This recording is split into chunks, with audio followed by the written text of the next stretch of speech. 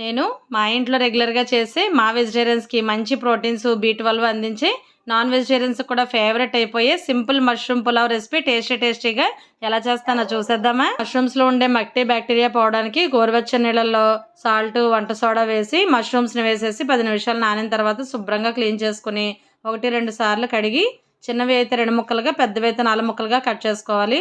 వీటితో పాటు మనకి ఇష్టమైన వెజిటబుల్స్ అన్నీ కట్ చేసుకుని స్టవ్ వెలిగించి బాండిలో 1 స్పూన్ నెయ్యి 1 స్పూన్ ఆయిల్ వేసి జీడిపప్పు వేయించి పక్కకు తీసుకోవాలి. కొద్దిగా నచ్చిన పులావ్ మసాలా దినుసులు కూడా వేయించి 4 వెల్లుల్లి తురుము 2 వెల్లుల్లిపాయ ముక్కలు వేసి ఎర్రగా వేగిన తర్వాత వెజిటబుల్స్ కూడా వేసి 1/2 నిమిషం పాటు వేయించి కట్ చేసుకున్న మష్రూమ్ కూడా వేసి స్టవ్ని హై ఫ్లేమ్లో పెట్టి ఇంకొక 1/2 నిమిషం పాటు వేయించుకుని అరగంట ముందు కడిగి నానబెట్టుకున్న 1 గ్లాస్ బాస్మతి రైస్ వేసి వేగాక 1.5 గ్లాసుల నీళ్లు సరిపడా సాల్ట్ వేసి అంతా ఒకసారి బాగా కలిపేసి 5 మినిట్స్ హై ఫ్లేమ్లో 10 మినిట్స్ లో ఫ్లేమ్లో పెట్టి ఉడికించుకుంటే చాలు.